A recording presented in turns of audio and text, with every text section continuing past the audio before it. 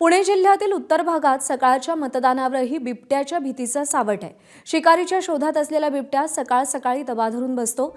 मतदानाला बाहेर पडल्यावर हा बिबट्या आपल्यावर हल्ला करेल की काय अशी भीती या मतदारांमध्ये असणं त्यामुळे स्वाभाविक आहे। नाझीम मुल्ला आपले प्रतिनिधी आपल्याला या सगळ्या संदर्भात अधिक अपडेट देतील। नाझीम, मतदारांमध्ये कसं भीतीचं सावट आहे बिबट्या संदर्भात आणि त्याचा मतदानावर परिणाम होऊ शकतो का?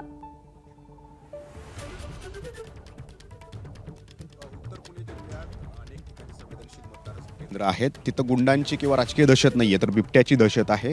आणि मतदारांना हे जे आपण उसाचं क्षेत्र बघतोय या उसाच्या क्षेत्राच्या मधून बांध आहे, तिथून मतदारांना जे आहे ते या 3 मतदान केंद्रावरती पोहोचायचं आहे। आंबेगाव तालुक्यातल्या लोंढेमाळातले हे मतदान केंद्र आहे आणि इथं जवळपास 2000 मतदार जे आहेत ते या 3 मतदान केंद्रावरती मतदान करणार आहेत। प्रचाराच्या वेळेला आपण पाहिलं होतं की दिग्गज नेत्यांना सुद्धा दिवसा सभा घ्याव्या लागल्या होत्या, तर उमेदवारांना जे आहे ते रात्र पडण्याच्या अंधार पडण्याच्या आधीच त्यांना मतदान केंद्र प्रचारासाठी मतदारांपर्यंत पोहोचावं लागलं होतं। आता मतदान कसं पार पडणार, त्याच बिबट्याची दहशत या मतदानावर असेल का अशी शक्यता देखील वर्तवली जाते, कारण सकाळी सकाळी सुद्धा बिबट्या हा शिकारासाठी दबा धरून बसलेला असतो आणि अशा प्रसंगी अशा दहशतीमध्ये मतदार कसे बाहेर पडतील हे एक मोठं आव्हान उमेदवारांसमोर असणार आहे। उमेदवार सुद्धा या ठिकाणी कंबर कसतायत या मतदारांना मतदान केंद्रापर्यंत आणण्याचं त्यामुळे अपेक्षा आहे की कोणत्याही विघ्नाशिवाय हे मतदान पार पडेल आणि भरघोस मतदान याही भागात होईल। धन्यवाद दिलेल्या माहितीसाठी।